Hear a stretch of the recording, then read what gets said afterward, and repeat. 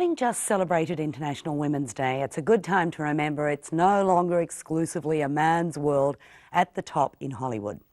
Laura Ziskin, whose production credits include Pretty Woman, To Die For and As Good As It Gets, is the president of Fox 2000, the mini studio operating within 20th Century Fox. She visited Australia during the production of Terrence Malick's The Thin Red Line and was fascinating to talk to about art and commerce. The best piece of advice I ever got was a producer I worked for early in my career who said, movies aren't made, they're forced into existence. And someone once asked me, well, what do you do as a producer? And I said, well, I try to be the one who forces the movie into existence. It takes that kind of focus. Well done! Well done! Walk, walk, walk! I was willing to sort of do anything. You know, I typed scripts. I was a terrible typist, but fortunately, the writer I worked for wrote very slowly, so I was able to keep up with him. And that led me to, there was a producer's office across the hall, and I would talk to them, and I had ideas, and then I worked as a secretary, and then I became an assistant, and I sort of learned the business that way. And at some point, you kind of say, well, I've been doing this for other people, supporting other people, in a job, supporting my bosses. And at some point you kind of say, well, gee, I know how to do this. I want to try to do this myself. So you just kind of have to not go away and believe in what you're doing. And you have to have material that's of interest. And I read a little novella called Murphy's Romance. And after I produced this TV movie, I was approached to go into business with Sally Field, and we became partners. And I mentioned this little book to her, which wasn't really a full-fledged story, but it had a quality and something in it very interesting. And she had a great ability, which not a lot of actors have, to sort of see something in a very early stage without the character being fully delineated. And she loved the notion of it. We wrote it initially for Sally and Paul Newman, who had done Absence of Malice together. But Paul Newman's agents didn't want him to do it because the last line of the movie had to say he was 60. Which he was at the time. The only hiccup was we didn't get Paul Newman, then we got James Garner, and it was Columbia, and we made the movie, and it's never been that easy since.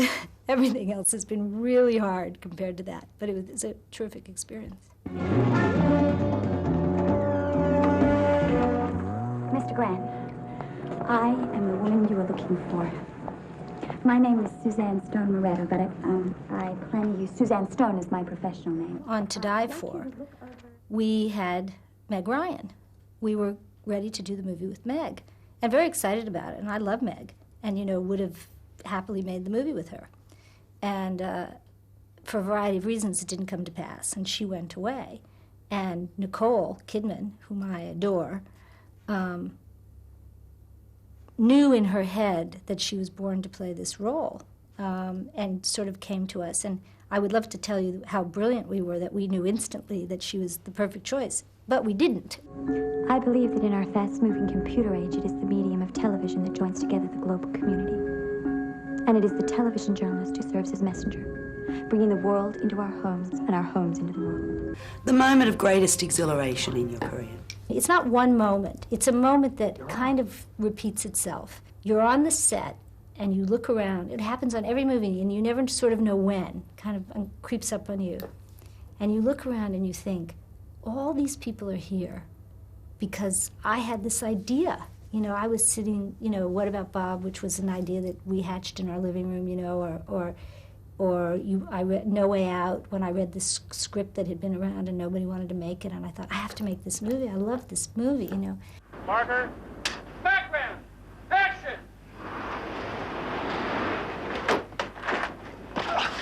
You okay? Can you think of your biggest disaster? Yes, I can. Do you want to share it with us?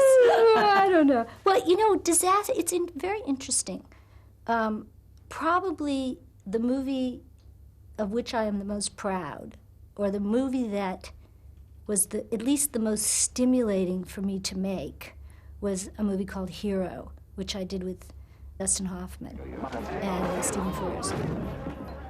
And I love the movie. And the movie was not commercially successful. The right to remain silent. Don't you know who I am? Don't you know where I got the the only thing that really speaks volumes, and in a way it's kind of sad, but it is we are a big business, and if we all look back on movies, I think, and say, I won't mention the movies, but there's some movies that made huge amounts of money that I didn't particularly love. Now I'm a studio executive, and I've rewritten history in my own mind. I say, oh, that movie, let's make one like that because it made so much money. In all of our minds, we say, oh, a movie that makes a lot of money is a good movie, and a movie that doesn't make a lot of money is not a good movie, and that's sort of, when we look back historically, how we think of things. But of course it isn't so. From the horse's mouth, she was terrific.